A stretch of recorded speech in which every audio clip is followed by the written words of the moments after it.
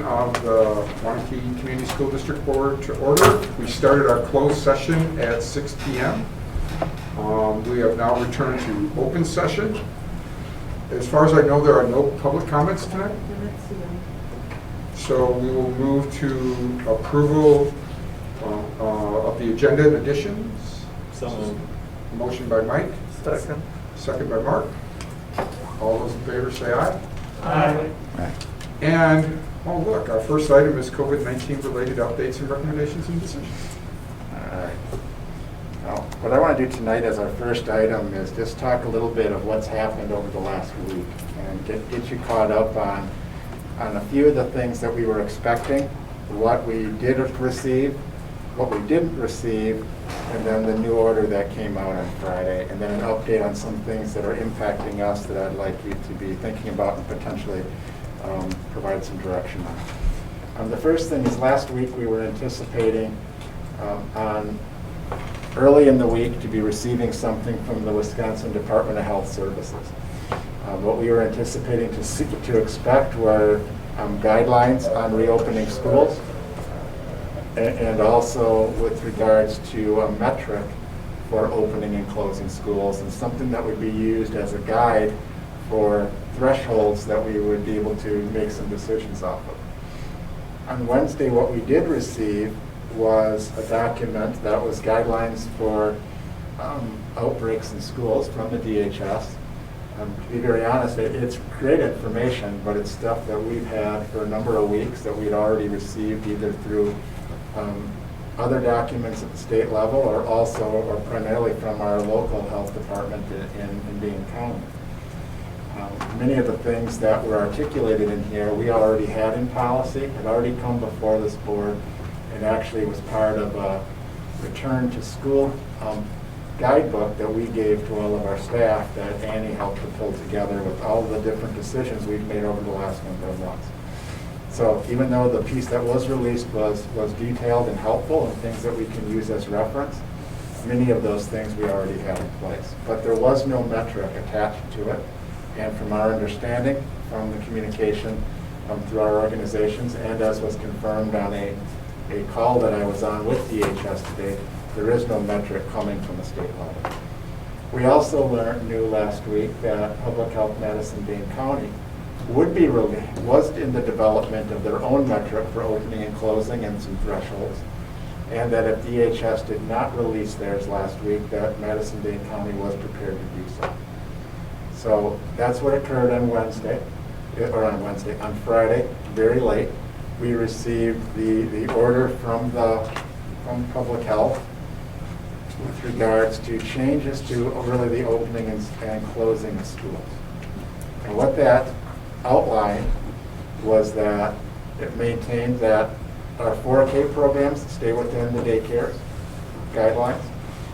K through 2 is able to reopen with the parameters as they were written previously and as they continue to be written in this order.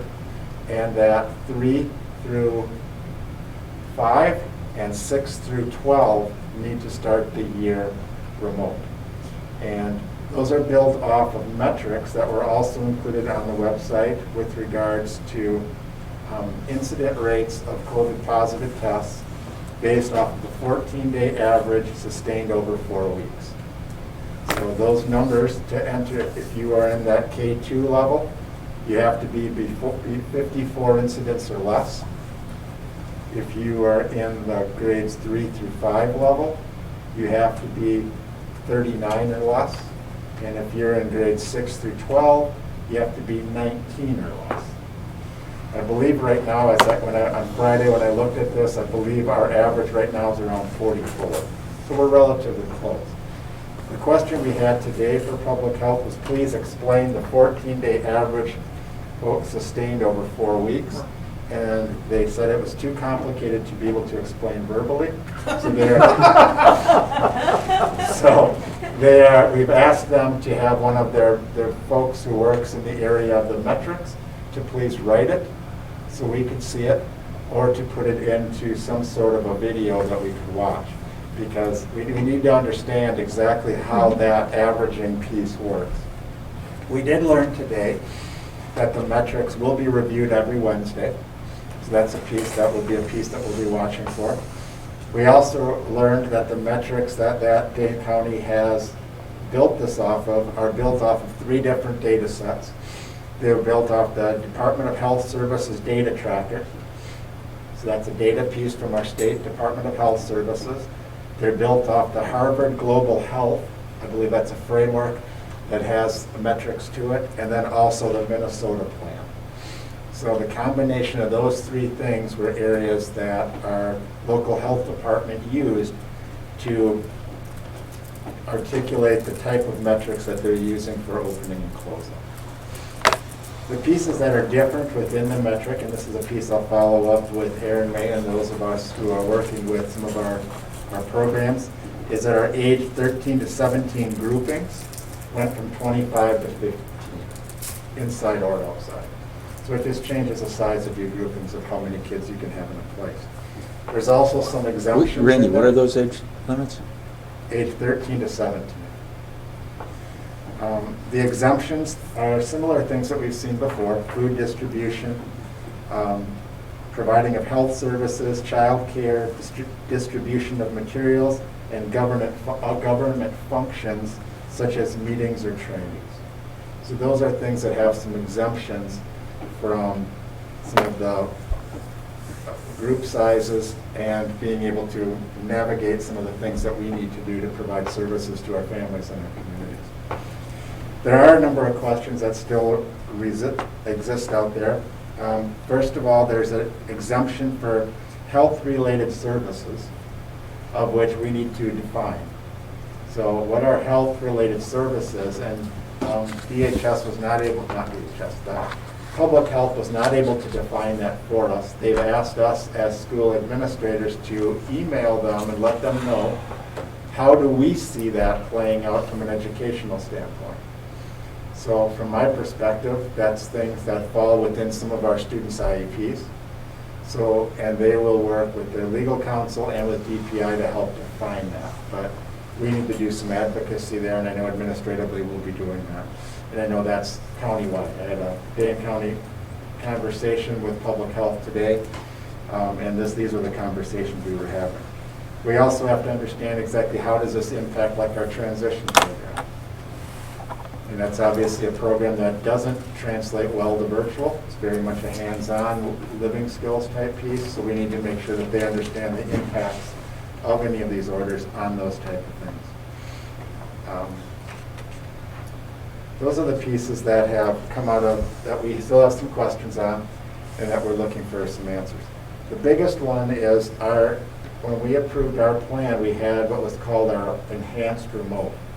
Being able to work with our most vulnerable students in special ed, EL, and really as we identify some of our kids that we feel that having them in individuals or small groups would be beneficial. Currently under this order, that's not allowed. But that is a piece that we had a conversation about and they will be taking back under consideration.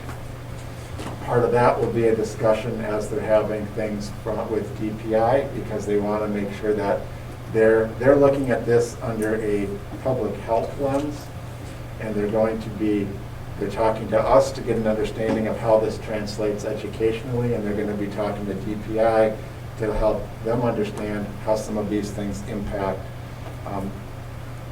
the educational aspects too.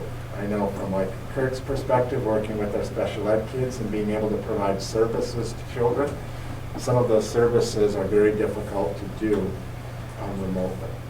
And so the definition of the health-related services and the ability to look at things on an enhanced remote as we've defined it are critical pieces out. At this point, we still need to have some better definition on and see what's allowed.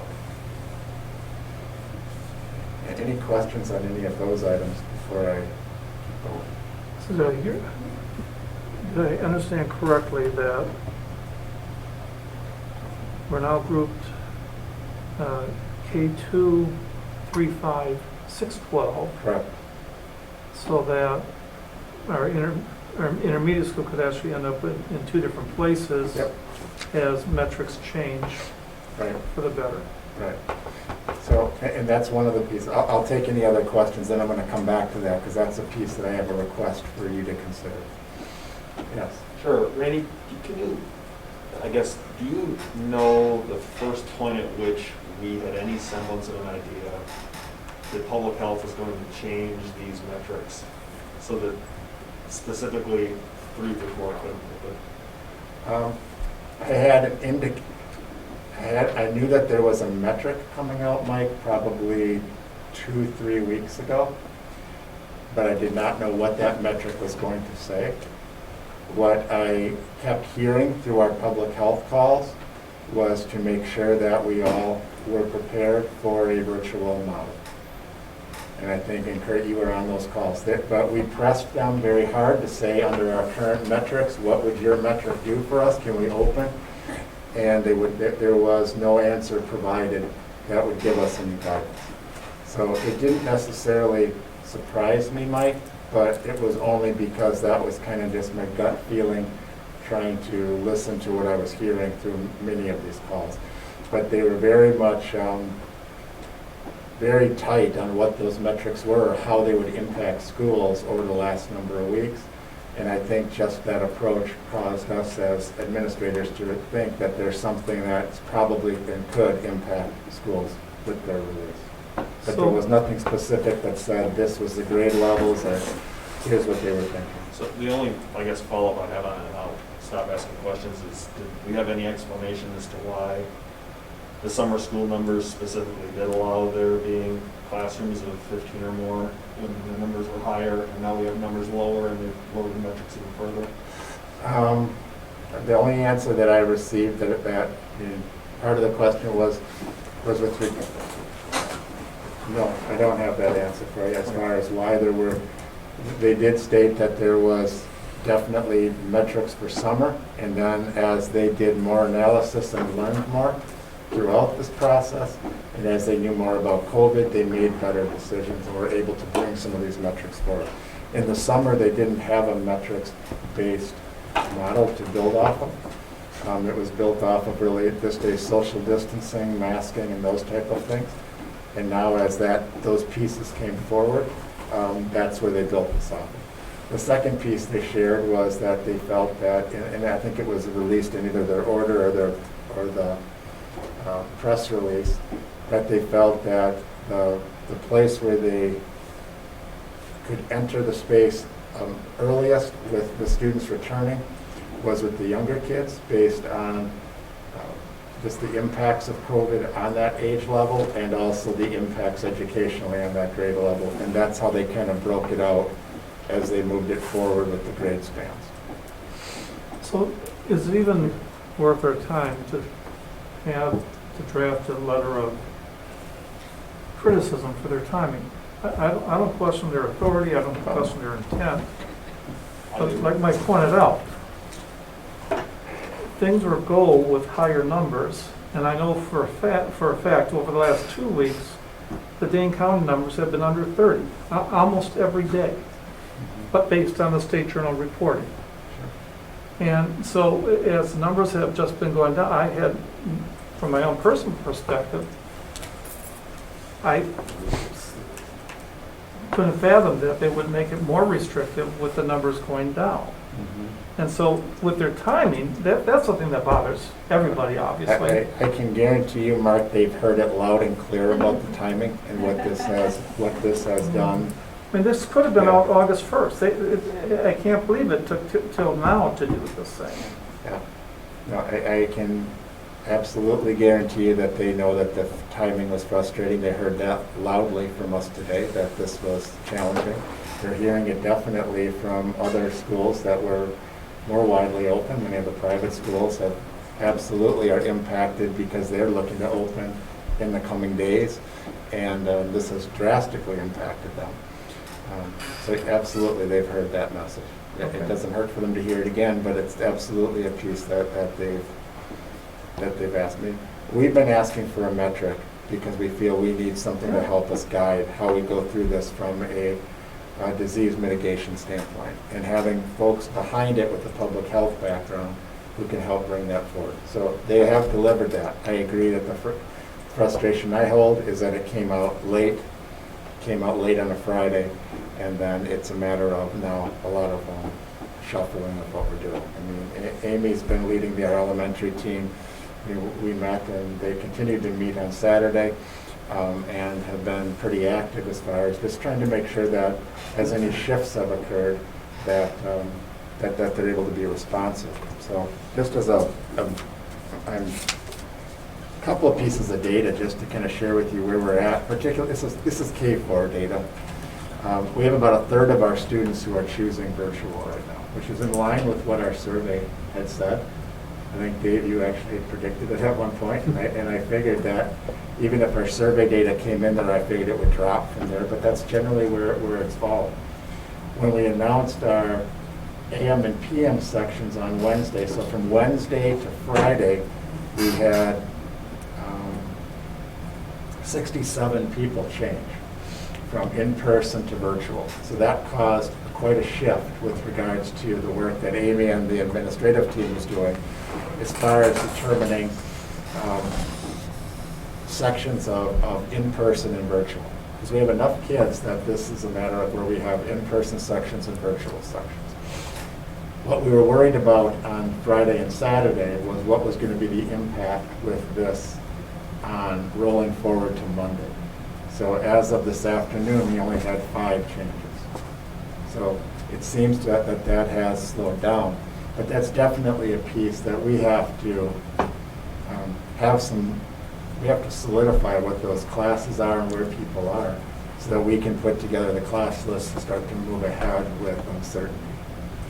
So that's a piece that hopefully this has kind of worked its way through as far as the initial responses, but we are definitely at the point where we need to start putting all of those pieces in place, and they have to be static, and we can't keep moving around. So for the purpose of continuity of education as well as well-being of everybody, how do you see moving forward with 3, 4, 5? Right, well, that's one of my items I want to talk to you about, is the metrics that we have were, first of all, in order for 3-5 to return, we have to have those 14-day, 4-week sustainable average move from, I believe right now we're in the low to mid-40s, and that has to move down to 39. Once we hit that threshold at their checkpoint on the Wednesday when it hits that, then there'll be a new order that will come out from public health, and that'll have a timeline to it. What we need is we need probably at least a week to make sure that we can, from when that decision is made, to where we move into the next section for 3rd and 4th grade. I mean, I think we have many of those things set, but it's not an overnight flip. So we need to have our staff have ample time to make sure that they're in a place to do that. When Amy and I talked, we felt a minimum of a week was what we could do. With the 5th grade, that's a little different. What we had initially decided as around this table was that the 5th grade would return, the intermediate school, if the metrics were allowed, would go to their hybrid model at the end of the 1st quarter. So with that being said, they have worked at moving and setting up their kind of sections based off the AM/PM type model, but they've put all of their efforts into delivering and starting the school year virtually. So the request from the intermediate school would be, even if the metric in mid-September changed, to keep for the 5th grade return, to keep that at the quarter. So that would be the request that we would have as far as the 5th grade and how that impacts it. 6th grade has to follow the other metric, so there's potential we would have 5th grade in and not 6th grade. And I think if we're able to do that, that's what we do. So if I understand this right, we have to maintain an average for 2 weeks. And then once we maintain that average, then it's 4 weeks after that? That's what we have to get So it's clarification a total of on. 6 weeks. So if this week we were, we hit the numbers. Right. We got to keep that number for 2 weeks and then 4 more weeks after that? Yeah. That's part of what we've asked for clarification on, and they couldn't easily explain it to us. So basically, it's The first piece is it has to be a 2-week act. So the average is based off of 2 weeks of data. Right. So when they take the snapshot on a Wednesday, it's based off of the 2 weeks leading up to there has to be within, the average has to be at that 39. What we asked for clarification on is what does the 4 weeks mean? And we didn't get good clarity on that. So they have to get us that yet so we can understand it. So when do you expect to get that clarity? Well, at Whenever about they- 4:30 we asked for it. I was on a call just until then. So I'm hoping soon because we're all getting that question as far as what does that mean with regards to that metric. So that's a piece But of just from a planning standpoint, Yep. you know, you would suspect that the number has been coming down, It is. you know, on a regular basis. Does it make sense to say we're going to bring these kids back at the semester so that we're actually planning to do that? You mean at the quarter? Or at the quarter, yeah, at the quarter. You know, Regardless of the metrics? Wait until then. Regardless of the metrics, we plan to open up. And then when the metrics come online and we're below, then, you know, we're ready, you know, as opposed to, okay, now the metrics are here and we're a month before the quarter and now we scramble to bring people back. It just seems that it would make more sense to plan for the quarter, thinking that these metrics are coming down and we'll be within the metrics, and then open up at the quarter. And I think part of what you're getting at is there needs to be a time of separation from when we hit the metric to when we actually bring the kids back. I mean, at the 3-4 level, up until Friday, we were planning to do that on the 8th of September. So much of that, I believe, is relatively in place, but it's not something you flip. I'm looking at Amy in the back. It's not something we can just flip in a day or so. But within a week or so, we can absolutely, I think, make that happen. The 5th grade is exactly, in our mind, where you're at, is that should be, even if the metrics came out next week, that kind of hit that mark, we should still have the target for 5th grade at the quarter, because that's kind of what we've been kind of building all of our work off of. So, does that seem accurate, Amy? Well, let me ask the question between 5th and 6th grade. I mean, our initial thought before the metrics came out was there'd be a consideration for all grades at the quarter, right? So if it just seems to continue that plan, that optimal plan, is we still think of that as a possibility. In other words, instead of saying we're going to consider opening them, what we're saying is we're going to be ready to open at the end of the first quarter if the metrics are there, but we would not open a grade without at least 1 week prior notice from when the metrics hit. Does that make sense? I think that makes sense, and I think the only caveat I would have is if we hit the metrics in mid-September, for example, I would still want to hold to the quarter for That's, 5th grade. yeah, I think That that's, would make sense. I think that's what I articulated. Yeah. And I think that's what I that was saying. after the is that, quarter, then it would be you know, at we least a open at minimum the of a week. quarter and we're ready to open at the quarter. Nothing above 4th grade until the end of the first quarter, and no grade opens without at least 1 week before, 1 week after the metric hits. So if you get into 2nd quarter and the metric then gets met, then there's at least a week. There's a week on whatever grade is Well, I think suddenly it's allowed. approximately at least a week, because we don't know if it's a week's enough. I'd hate to make a promise we can't deliver on it, so at least a week, but it could be more depending upon the ability to do so. Well, I think if, But I think one of the things that you're doing right now is we're letting parents know. well, we're letting parents know, but we're making a plan to say this is the optimal. We want to open up at the quarter Right. if we meet the metrics, and even if it goes into the next semester, a week should be able to be enough time Once we to get to flip that the quarter, switch. I think we can Or I do mean it. the quarter. Right. A week should be enough time to make the adjustment. But are we saying for 3-4, we would consider before the quarter, if it's, But I think we need if there's that, we enough need that time. separation to do that, Right, right? right. Are you comfortable with that, Amy? If it was before the quarter, but we had that week at least to make the transition? Okay, so basically, we can let parents know to say that in first quarter, if the metric says we can open third and fourth grade, we would do it 1 week after the order comes out. And then in second quarter, we could open any grade 1 week after the metric comes out. But the metric comes out on Wednesday, would you say, you know, So usually what they'll do is if they hit a metric, they'll probably have an order that comes out that would go into effect on like a Monday, because like, or something, there'd be a gap of some level of where that. I think there's a reason they're looking at Wednesday. It's because that gives them time to write the order, put it out, and you have the weekend before that Monday. And then that way, we would be saying, okay, yeah, the order starts next Monday, but it will be 1 week after that Monday, is when we would open. That way, we don't have to have a board meeting, we don't have to go through anything trying to determine it at the last second. So would it just be 1 week after the order? We can have. Well, I think having a piece that just said a week after the order went into effect. after the effective date of the order. That's right. Because then you do have your week and a half.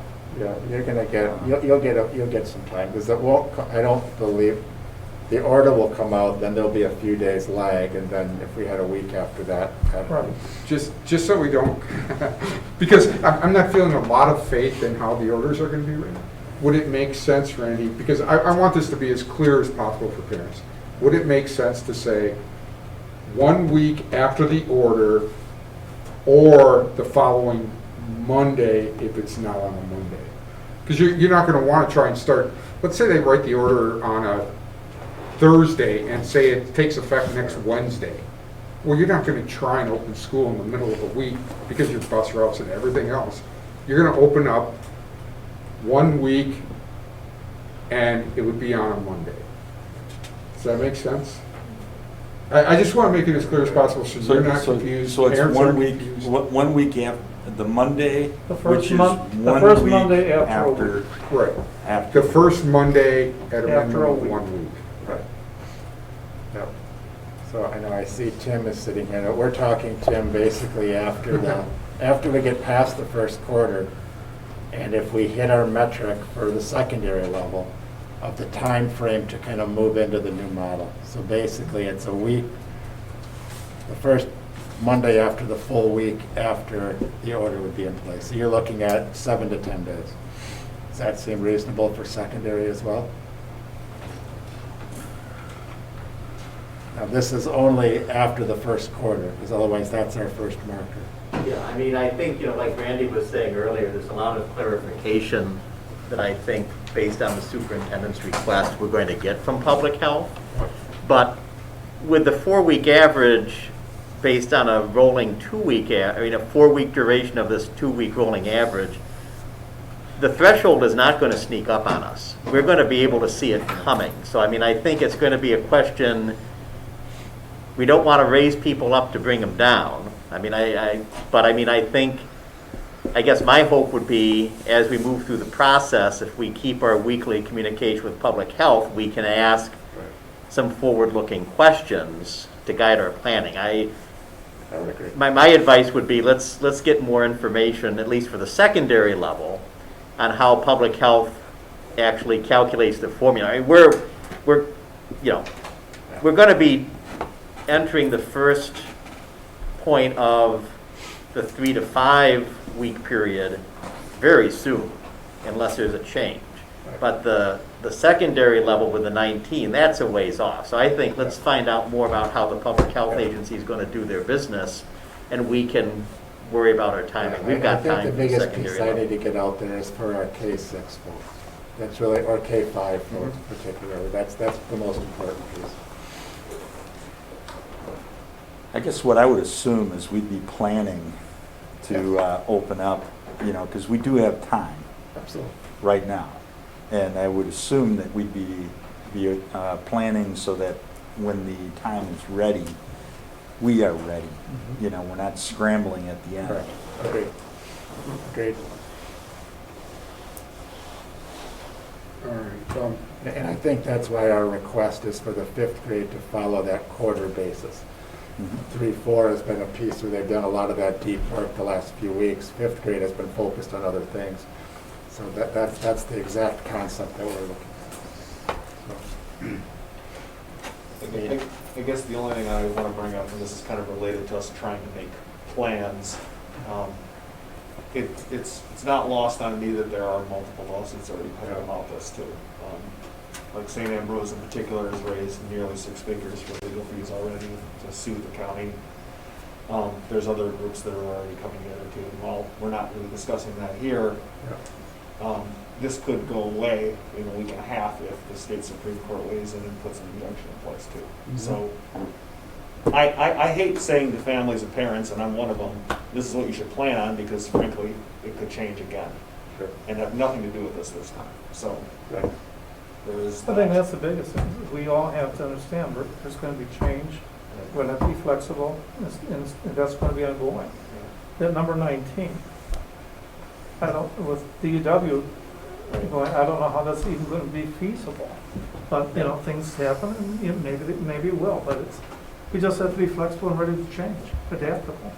is that something you want to know, Randy, that if a lawsuit overturns all this, for some reason, does the board feel comfortable saying that even though public health said X, a lawsuit throws it out, are we going to just open up 3 and 4 the week after?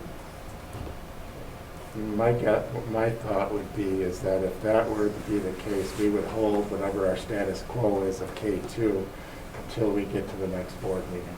And then we can have a conversation about where we sit, review that piece.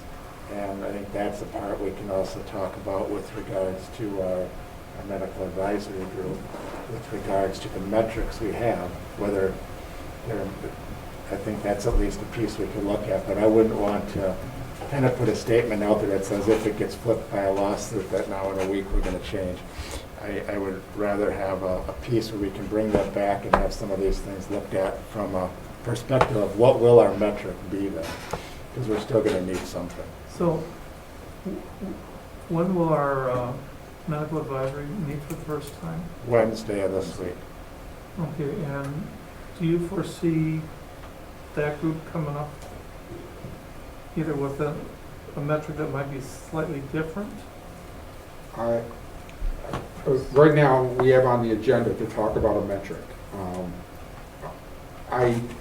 I did not see a group like that trying to come up with a different metric when there is one out by a government authority board that seems to have the authority to do it. That said, there might be discussion of a metric specific for our district as far as closing, where we could be stronger only because, you know, if we had one of our elementary schools sit there and have 4 classrooms go into quarantine because of COVID, would we keep our district open? Maybe we shouldn't at that point, because we're the hot spot. So I could see looking at a possible higher metric if it became worse here, but the Dane County number stayed okay.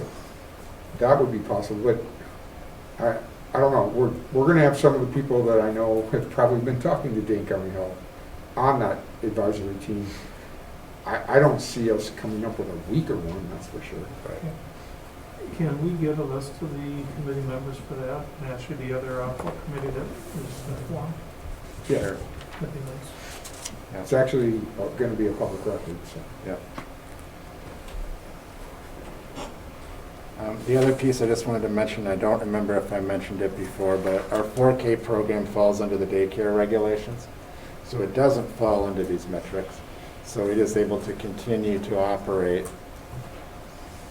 in its entirety outside of the metrics that are presented here. All right. That was all I had, unless there are other questions from the board. But I think I got the guidance. I think we have consensus as far as how we would look at where 5th grade would fall and how we would adjust with regards to the other metrics, and that's what we'll use as we communicate pieces out. So our next item is about the personal protective equipment. Yeah. Tonight we have, I've asked Kurt to be here, I believe. Is John with us today as well? I thought he was going to be. I thought so as well. But what we were talking about was really our personal protective gear and also any of our other mitigation efforts that we are providing in our buildings and to our staff. Kurt was here a few weeks ago, shared some things that we are doing specifically for our nursing and health staff. What he's able to talk about tonight is some of the things that we are providing to all of our staff. We're also talking about kind of the availability of it, what we have, how it's being distributed, how people can access it, and then also with regards to what we have on order for the future. So, go ahead, Kurt. Here's John. So the first thing I'd just like to talk about, or at least recognize, is the guidance that we have been using as a district as we are giving staff PPE. So we use the Department of Public Instruction's PPE consideration for schools document, which I believe was placed in board books, so you've all had access to that. The formatting of this is a little off on this very first page because it looks like there's no PPE type, but it actually spills over onto the second page, and it is cloth, facial covering, or face mask. So that item is on there. Obviously, under the order that we have in place right now, a face covering is a requirement. The definition that we are using for a face covering is that which has been provided to us by the Public Health Department of Madison-Dane County. And I'm going to read the definition. A face covering is defined as a piece of cloth or other material that is worn to cover the nose and mouth completely. A face covering includes, but is not limited to, a bandana, a cloth face mask, a disposable or paper mask, a neck gaiter, or a religious face covering. A face covering does not include face shields, mesh masks, masks with holes or openings, or masks with vents. So this is the definition that we are using for a face covering. As you can see, if you kind of combine the Public Health Department definition of a face covering and the PPE considerations for schools, the vast majority of our staff are only required to have a face covering. So that is how we're operating right now. Again, as a board, you have the authority to have a different definition or a stronger definition of a face covering, and also put in place a higher level of PPE for staff to have. That is your right as a board to do that. But we are operating under using these two definitions combined as we're getting requests from staff. Because again, the vast majority of staff using these two documents only require a face covering by definition. So that's the first thing I just wanted to share with you so you understand how we're functioning, John and I basically, how we're functioning when staff are making requests. Now, as you work your way through that PPE considerations for schools document, because of some of the work some of our employees are doing, we are providing and making available to them additional PPE. Okay? So for example, our nurses. Last Friday, we received a shipment of N95 masks specific to our health office staff and one non-health office staff who has a medical statement saying that if provided with an N95 mask, that individual would be able to work with students in person. So Brian Grabarsky and I talked about that, and we will include that individual in receiving an N95 mask. Providing staff with N95 masks is a complicated task, because in order for the person to have the actual protection that an N95 mask affords you, we need to have them fit tested. You can't just take an N95 mask out of the box and put it on, because if it does not fit, if it's not the proper fit, it isn't providing you the protection that you should receive for an N95 mask. So we are working with SSM Health, Dean, and their Occupational Services Department to fit test the employees that we have designated to receive the N95 masks. The other thing you need to do with an N95 mask is decontaminate them, because they get contaminated.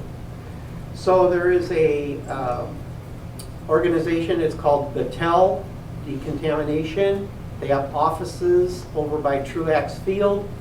I have signed an agreement with them to be our decontamination resource for our masks. They have provided us with a code that all of our N95 masks will be labeled with, so that they are specific to a person, so that person is always getting back their same mask after it has been decontaminated. That is a free service. It's part of the federal government's efforts around this. The decontamination piece will not cost us anything. So Kurt, quick question there. On an M95, if you send it off to get decontaminated, how often is that? And then do individuals that have an N95 get more than one mask, Yes. I would assume? Yes, great question, Jack. Thank you for asking that. Staff who will be issued an N95 will get multiple masks, and they need to be contaminated after every use. So we will give them between 5 and 6 masks, so that as they're in transition to and from decontamination, the staff members that we've designated will always have an N95 that is appropriate to wear until they're decontaminated and they come back to us. So, great question. Thanks for asking that, Jack. We also, in order to have the N95s properly used, we have to have, the board is going to have to approve a policy related to that. So we are working with a template policy that we received from the state, public health. It's kind of a combination doc.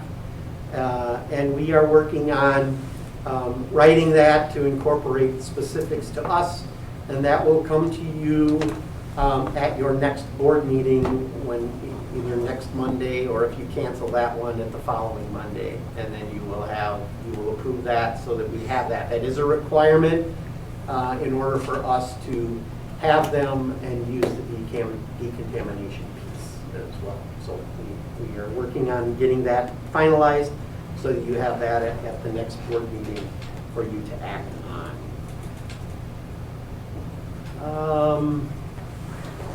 The next thing I wanted to share, and this is where John is going to do some sharing as well. Kurt, before you go forward. Sure. I was going to ask you to go on this one. So, I recognize a caution, concern for our nursing staff and their assistants. When I look at our, particularly, well, almost all of our building principals have such a face-to-face contact with students once we have them coming in. Would it be advisable that we have our principals wearing not just a mask but a shield, or something to further protect them? You go to medical clinic, the nurses, the doctors all have both. And I'm just looking at the proximity they come in on a regular basis. It can vary face to face, I mean, within 6 feet obviously, but every day. Yep. And so, I guess I'm concerned about losing leadership. Not just, I mean, our staff obviously, but how many, the number of contacts the principal can have with so many different groups. Is it worth doing something like that, or where are we at? Yep. So, I think it'd be best for me to answer that question, Mark, as I go through all of the items that have been ordered and where we Okay. are and what they can be used for, or at least a Sounds vision good. of how they can be used. So, and as I share, I will say which items have arrived, which items have partially arrived, and which items we are still waiting to receive, because the supply chain is still very stretched. There are some items, I will show you one here in a moment, where I think I ordered 100 of them, I received 6. So that's just kind of an example, and I'll be very specific when I get to that item. So I have ordered 300 masks that have a clear cutout so that you can see your mouth for staff to have available to them. That's particularly important for individuals who may have a hearing impairment, students where we're working on developing speech and language, so you can see the mouth and how it moves as they're making their sounds. Some of our youngest learners, that would be extremely helpful as staff are working with them, because it's visual. Learning is a visual activity that we engage in. We are still waiting for those to arrive. The next item is the Badger Shield Plus face shield. I've ordered 100 of those. I am waiting for those to arrive. We're anticipating them any day. We actually thought they were going to arrive last week, and they did not arrive last week. So we are waiting for them to arrive. The Badger Shield Plus is like a face mask, but it has a piece of cloth that basically goes from ear to ear under the chin, sealing off the area that a face mask or that a face shield does not do. The Public Health Department has indicated to us that they are the equivalent of a mask. Again, the face shield allows the mouth to be open for some of those same reasons that I talked about in relationship to that face mask that has the plastic shield. Again, we are waiting for those to arrive. The cost of those, for informational purposes, has actually gone up.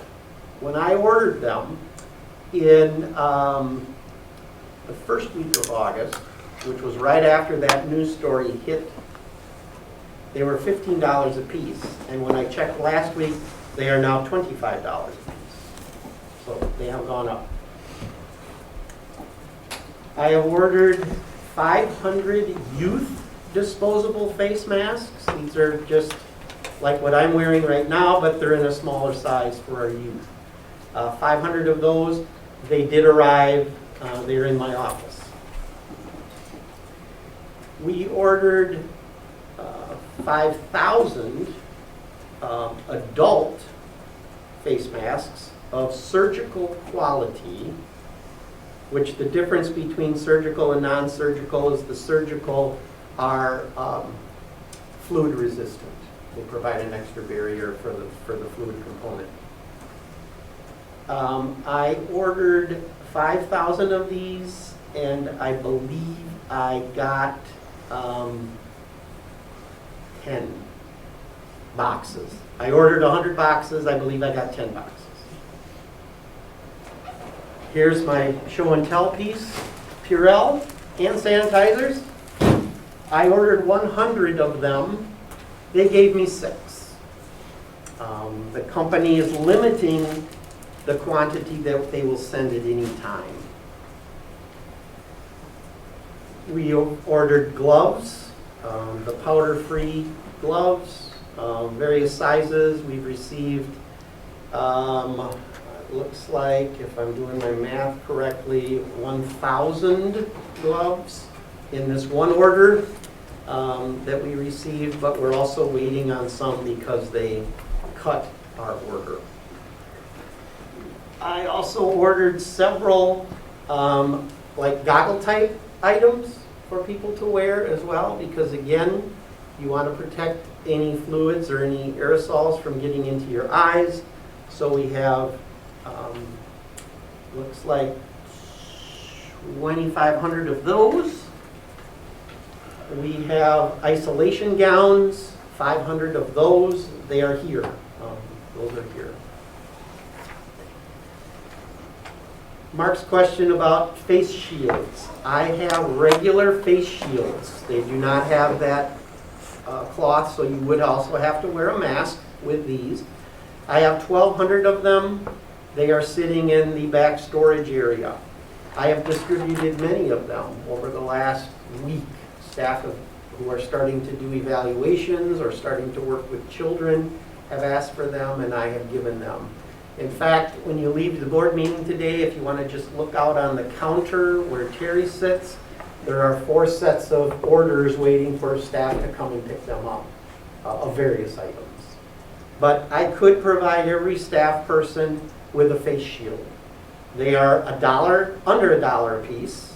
We have 1,200 of them, and they could be distributed tomorrow to everybody, every employee, if we wanted to do that. Another type of safety glasses, I've got 70, I'm just looking, sometimes you have to do math on these orders and sometimes you don't. I have 75 of a different style coming. They're not here yet, but they should be on their way. I mentioned, I believe at the last meeting, the bucket hat face shield. I have the bucket hat face shields. This one is a child size, which is a little scary because it actually fits me pretty nicely, I think. You'll see, I'll hold this up, you'll see that the shield part is not low, but again, put a child under here and their head goes up a little further, it probably works just fine.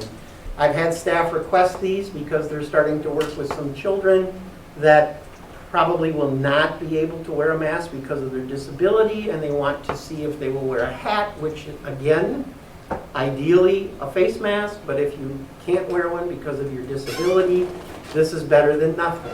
It's kind of the approach that I have taken. This is the adult sized, which is also a little scary because on me it looks way too big.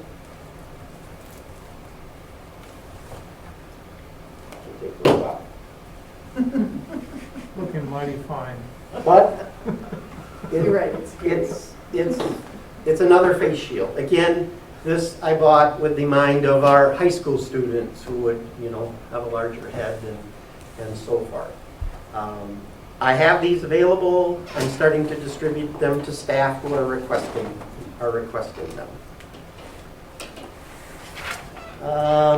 Our nurses, I won't go through this item by item. Our nurses have ordered Purell wipes, gloves, gowns, more gloves, face shields, more Purell, Clorox wipes, gloves, gowns, face shields. Child-sized 3-ply masks. These items, the nurse items, again, the quantities are reduced from what they've ordered. And what we're doing is we're playing the game. We're placing orders for some of these items every day. If we can get 6 today, we can get 6 tomorrow, we can get the 6 the next day, but we can't put them all in one order. So we're kind of playing the game so that we can have a continual supply of these items so that we have them available to staff. Right? Can you explain the process for staff to get these? Sure. If staff need items, and John can speak to this as well, and actually it's probably a little different than what we've been operating. Maybe I'll have John talk now because he did a mass distribution to the buildings of those basic items that staff are most frequently asking us. So maybe I'll have John talk first about his products and how he distributed them on Sunday or Saturday, whenever he did that. Thanks, Kurt. Correct. We've distributed to faculty, to every building, this type of mask that I'm wearing today. It's the mask that we received from the state, 9,000 mask distribution that we received from the state. I've also put out hand sanitizer stations, both the pump style and a gallon jug, and touchless ones. We ordered as many touchless ones as we could purchase, and now we have more actually coming, should be here by the end of the week. So in terms of the masks, do they have to come find you? Is there a process that they, or is there one on their desk when they walk in? How's that work? We go up to the school building, and most of the administrative staff at the school building are putting them in the staff mailboxes. 2 for each faculty member. I would add to that, the high school bought a mask. I think it has a little W logo or something. Mr. Borowski told me that he ordered one for every high school faculty member. The other buildings were all contemplating doing it, but they've kind of placed that on hold at this time. But they are willing to purchase one that, again, would have either a W logo or a Arboretum or something on it as well. John, I recognize as best I can from a distance the logistical quagmire that you're all dealing with. And Kurt's been alluding to, the Perel gets 6 when you order 100 or whatever. But that being said, why weren't wipes and hand sanitizers available day one when our staff came back? At least the complaints I've received were at the high school. I don't know about any other building, but there were at least 6 different staff members that said they weren't there when they came in. They were extremely frustrated. They go to the work area, it's not there. Was it a logistical thing that they had not come in yet? We have the material, we had the materials, partly a logistical thing getting those out. We're not completely staffed at this point in time. We also have had limited quantities of items at the schools, and it hasn't been communicated to each person, to each teacher, for example, where the wipes would be. I've had them request through the head custodian to contact me for supplies, so we don't have a runaway cost in supplies. So that was part of it. Also, at this time, as an adult in the building, we're not expecting our adults today, without students in the building, to clean every component. We have custodians in the building. So therefore, a wipe wouldn't be needed in a classroom. We can definitely have faculty and staff wash their hands at this moment.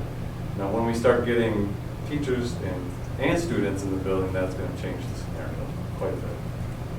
So as of right now, as of this past weekend, the materials were distributed to every school building. So what was As many wipes as we distributed, have, John? and as many Yeah. You had hand sanitizer, you had wipes, and you had masks were distributed this weekend. Is that correct? That's correct.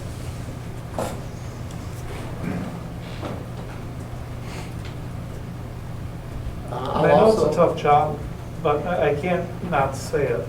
Our staff are in eggshells with concern for their health, their family's health, the community's health. And somehow I feel we missed the mark in not being prepared for them the first day they're here to work. We have people in work areas where they're making copies of things that need wipes there because they have multiple people in the room, spaced out. And so I appreciate the gargantuan job we all have, but I feel we really failed our staff Thursday and Friday by not being prepared for them. I think this is also going back to logistics. When we were voting to go virtual or go back to school, it wasn't just the fear of going back, it was the logistics of getting all these things in place to go back. And so I'm not surprised when you have supplies that are difficult to get or you can't get them. And I just wonder what's going to happen when we start having the kids, and all of a sudden you have a need for more substitutes and you can't get them. I think we need to look back at, we have to be patient, because I think those are the problems that were in front of us when we decided not to stay virtual. And so we shouldn't be surprised when these issues are coming up now. We got to do the best we can to fix them. But to counter that, we were virtual for high school, and a lot of the complaints that I think we're reading are coming out of the high school. I think you were probably focused more on the K-4 to make sure that when kids and teachers were there. I got to believe that our teachers are coming with some of their own masks. Are we supplying every teacher with a mask, or is it, because it's mandatory to wear masks in public places. So I got to believe that they have some type of facial covering. Provide the masks similar to the ones Dave is wearing. If somebody walked into the building without a mask, we have multiple places where that type of mask was available. Absolutely. And I have had some teachers email me either directly or through a principal because they are looking at purchasing masks that aren't like this, but maybe have storybook characters on it or something that's a more child-friendly type mask, which, living with a retired second grade teacher, I would expect some of our teachers would do that just because it's more fun, it's more welcoming to have a mask with storybook characters on it. So I've been reviewing some of those requests, and I've been telling some of the staff that while that's really nice, unfortunately it doesn't meet the definition of face covering, or many of them it's like, yeah, go ahead, you can order that. That is absolutely fine. So not all teachers are at least asking. They're looking at buying their own, because if we supply them, they're going to be like this or like what John has. They're going to be very plain, and they're going to be that. And some of our teachers want to put their own personal touch on what they're wearing for a face covering. So I don't think all of our teachers are functioning that way, but some of them are making requests, and I've been working. Some of them have been coming to me because I've been bringing staff in to do some of the evaluations that have been backlogged since March, and they're making arrangements to have some of the students brought in, and they're requesting items like gloves and masks and hand sanitizer and wipes, and what I can provide, I provide. Some of them ask for face shields. What I can provide, I provide, and then I copy John on the email and say, John will take care of the rest of these things, and that's how we're providing it. A couple of things just to kind of add on to what Kurt and John are saying. Some of the items like the smaller Perel bottles are difficult to get, if you're going to get Perel. Now, I talked to John in your office today. We have smaller bottles of sanitizing gel that's coming. We'll have that by next week, and those are in the smaller containers, and that'll go out to every teacher. So those are in line to be in place by next week. We do have the ability to buy things in larger quantities. So you can get the equivalent of the Perel type product in the gallon jugs, which we have in different spaces throughout our schools.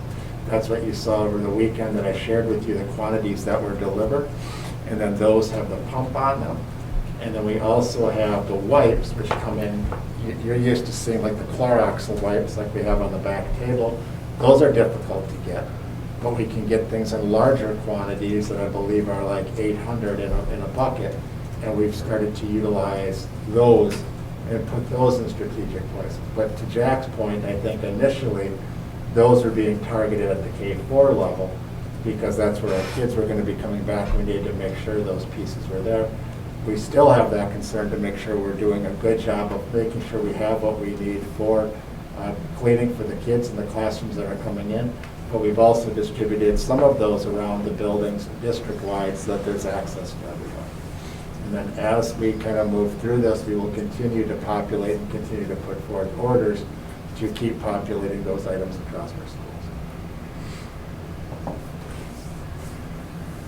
I guess I just have two questions. The one, I guess, the most direct way is, are we able to say definitively at this point, I don't know who this is a question for, are we able to say that we are in full compliance with labor guidelines, OSHA regulations, specific county requirements for what PPE we're providing to staff? Yes. I would say right now, what we have a, what we have, what I would, let me start with, what we need to meet is the public health guidelines for the masking requirements. So when we look at with what our staff are working with, and in the situations, majority of them are just like we are around the table here today with the masks that we have on. If someone doesn't have one, we have one to provide them. The second piece, I think, is then looking at the DPI guidelines that are more specific to some of our staff that are working with in different settings. And I think Kurt has been able to articulate that to his staff. There are some things being requested, such as like shield type things or plexiglass pieces. Those do not prevent you from wearing a mask. They do not prevent particulates. In some of the situations when you're looking at like an office, a smaller office, it's probably better just not to meet with somebody in that office and find a conference room or somewhere else where you can be betterly social distance. I mean, that's what I do in my office when our capacity gets to a point, we come in here, we go into the other office, or we go into another space. So I think from a perspective of being able to socially distance and finding places to meet, and the basic PPE requirements. When you look at what the requirements are for our hygiene policies and some of our masking, it's a mask and being able to wash your hands. And so washing your hands with soap and water is still, and is a preferred method of mitigation efforts. We also have the pieces with the gel side. So I would say, Mike, that yes, I would say we are meeting the requirements that we have for the masking requirements and meeting any of the policy pieces that we need to put in place. That's about the longest yes I've heard in a while. A week or so. I guess the only other question I have, and this may be more for Kurt, is because we're hearing questions, and I think we're all getting it about staff concerns about PPE. Has there ever been any thought to just say the district funds some form of PPE allowance for all staff, that they can get their own using something that's funded through the district? So that rather than us getting complaints about you're not giving me what I need, we can say, here is your allotment that's been provided specifically to you to purchase your own if you so choose. Is that a possibility? If you want that message to be delivered, we can do I that. have no problem with it. All of our staff have budgets. And if they want to utilize the classroom budget to purchase things for themselves, I have no problem with them doing that. That's where some of the questions I think are coming. They're wanting to order something, but if they utilize one of their supply budgets or some of those items, or you have some of the principals have ordered things like Mr. Borowski at the high school, it's those types of things. So I don't have any problem with staff being able to do that. But I would just hate to say to staff, choose between getting books for kids and choose between your own safety. Because that's kind of the situation we're pushing for, to say, use your budget. I guess I would ask the question back to the staff person as to what they feel they need, because chances are we could provide, we may already have what they feel they need. For example, the face shield. If that's what a lot of staff feel adds an extra layer of protection for them, which it absolutely does, I have 1,200 of them. I can give every staff member 2 if they want them. Does the staff know that you have these? Some staff do because they've asked for them. Again, we're operating under the guidelines, which is for the vast majority of staff, this is all that's required by the guidelines that we're using. Kurt, how does, or John, how does this information get out to staff? You know, we've had meetings with department chairs and so forth since when? July? First part of July, end of June? You know, are those people communicating with their staff saying, hey, this is what we've got, because for you guys to go to every single staff member and say, I've got this laundry list of stuff, somehow we've got to disseminate the information into the buildings, and there's got to be some responsibility at every level. John, you got to get this to the appropriate people in the building. You got principal meetings, right? You get your cabinet meetings. You're giving them information. Are the principals getting the information to the appropriate people? I can't believe that people don't understand or have a feeling that this stuff is there. It boggles my mind. And some of this stuff has been coming in for months. Right. Been sitting on the shelf. Just to expand on what Randy is saying quick, and what Kurt said, there have been challenges acquiring the items. We have some in back. We've deployed items for the activities that are going on at the high school and other places, and communicated with the athletics director and principals where the items are in their buildings. They know where the stuff is. We don't have a one-for-one hand sanitizer bottle, for example, for every teacher today. But the scenario and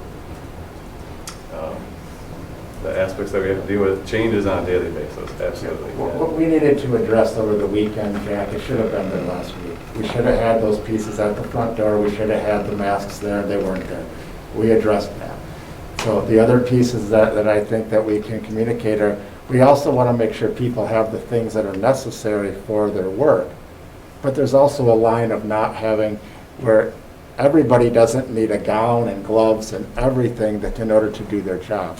So we've got to be able to disseminate where those go. Everyone doesn't need an N95 mask. Some people do, but not everybody requires that level of PPE. So we're also trying to make sure that we are distributing this in a way that is responsible to the jobs that people are expected to do. And so we do have to get some of that communication out as far as what we have, but we also have to have some criteria for how we distribute it out. Right. I think specifically to answer your question, Jack, most of the people that need something more than a face covering fall within departments that I supervise, special education primarily, and then the health service staff. The health service staff knew that we were doing N95s a few weeks ago. I don't remember when I met with them exactly and told them that we were working on the N95s. Special education department, when we had our department meeting yesterday, I let them know what we have, that the Badger Shield Pluses are still pending delivery. In the meantime, I have these face shields, and I've had requests, and I said, if you need one of those because you're going to be working with a student, let me know. I had sent a communication out to them earlier saying that my date for delivery of the materials, because again, I'm waiting for some of these items to still arrive, is August 31st. And we're going to have them before the students arrive, because until the students arrive, only those people who are starting to bring students in for assessments need them. And for those people, initially it was primarily the early childhood staff. I let them know that prior to them bringing kids in, that Right. if you need additional PPE because you're bringing students in, or you're going to test them at a child care center, let me know what you need, and I'll make the stuff available to you. So the people that I'm working most closely with, who I feel need more than just this, have all been told, if you need something else, let me know what it is. If I have it, you got it. If I don't, I can't give it to you, obviously, if I don't have it. But what I'm saying is that, there must be some communication, because we've been talking about this for several months now, and people must have an understanding that we've got challenges bringing this stuff in, but it's coming. Lines on the high school floor, we've got to have some personal responsibility to say, I'm gonna walk on one side of the hallway and you walk on the other side of the hallway. I can't believe we've got that many people in the high school building where you can't make that decision. You're probably closer at the grocery store when you go and get your groceries. You know, we gotta start working together, you know, and that's where my frustration is. You know, we're putting out alerts on, you know, Joe didn't stand 6 feet apart, or Sam did something else, and it's like, God, you know, we're all adults here. You know, we've got to take some personal responsibility. And I agree, we've got to get the equipment that they need, you know, but there is some frustration there.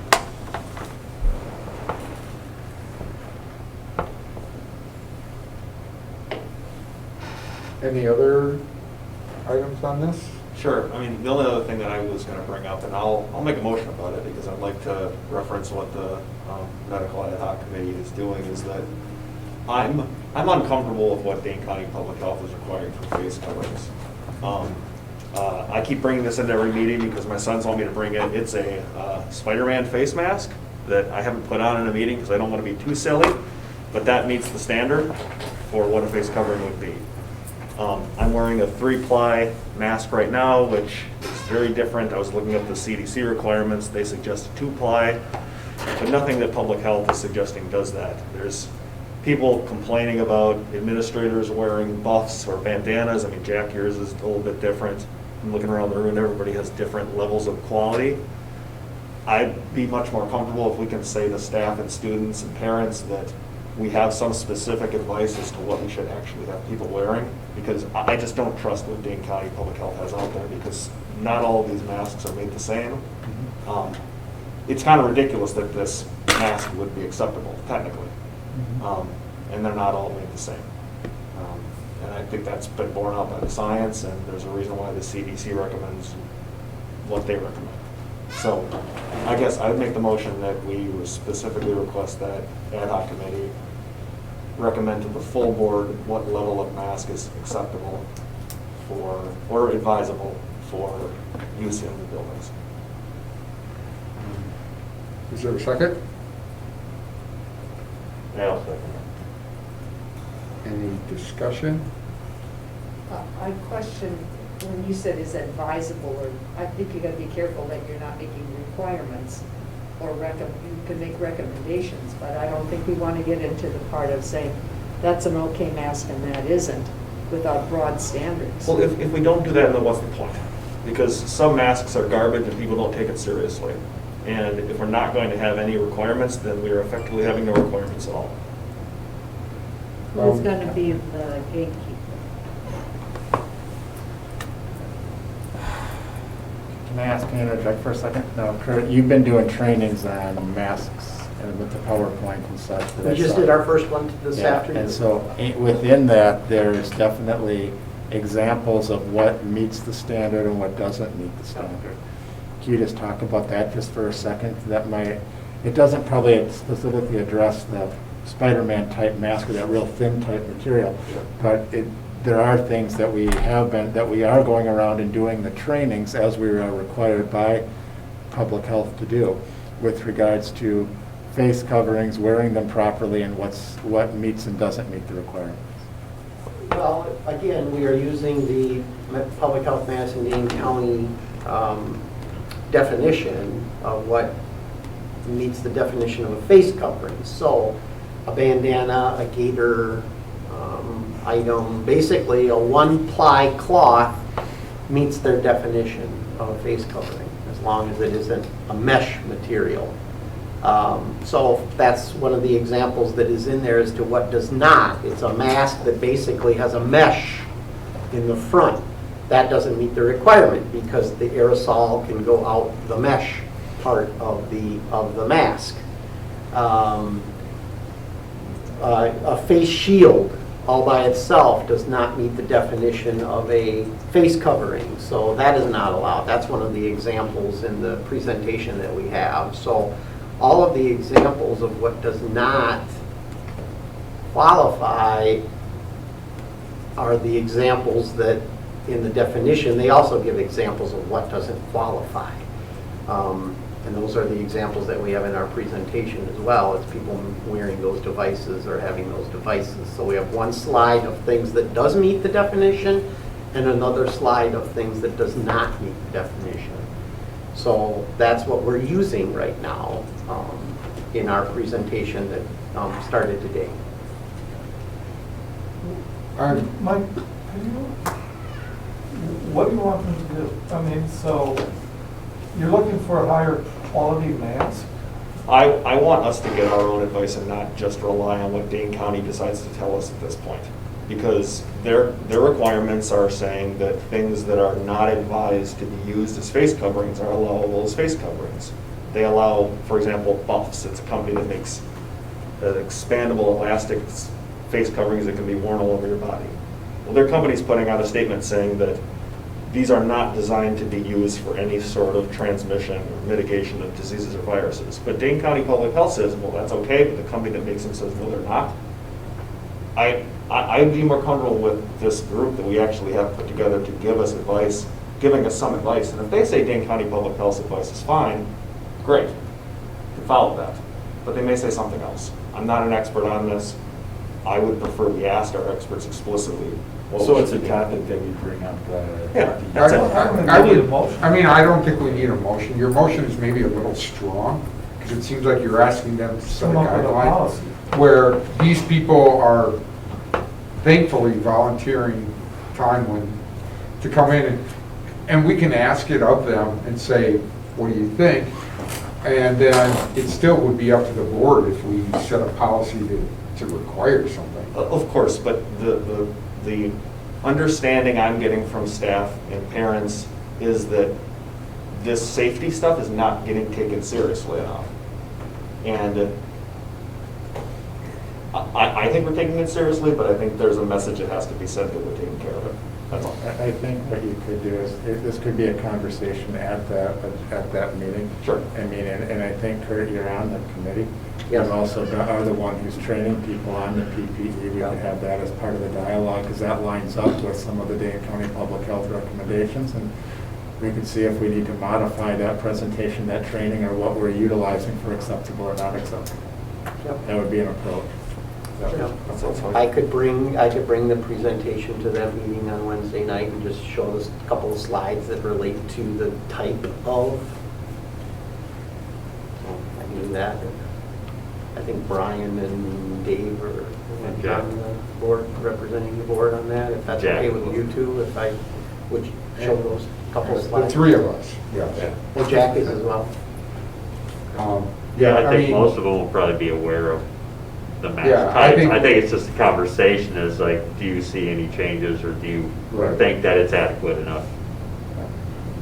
And asking the health professionals their opinion.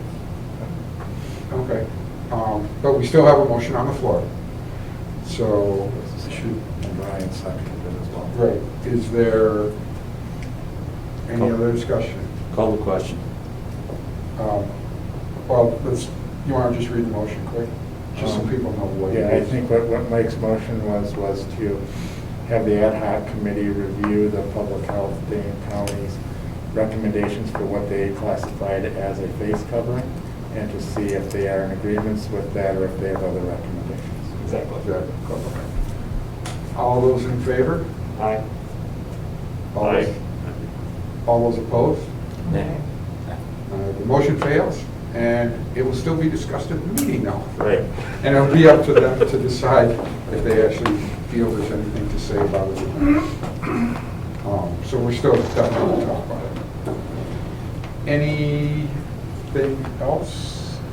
Otherwise, is there discussion of future agendas or meetings? We do have a meeting set for next Monday. And based on right now, do you see it happening or being needed unless something changes? Unless something changes, no. I mean, we do have a policy we have to bring back, but we can bring that at the following meeting after that, so. So Nothing we- changes this week. I will, at the end of the week, make a determination on the meeting. Okay, so the meeting is set for the second Tuesday. And if it's not needed, or if it is needed, Randy will let us know by Friday. Yep. And Actually, the meeting's set for August 31st. Scheduled for Monday the 31st. And then there's Monday the one for 31st, I'm next week. sorry, I was getting a week Ahead of ahead of time. So it's Monday the 31st. Is there a motion to adjourn?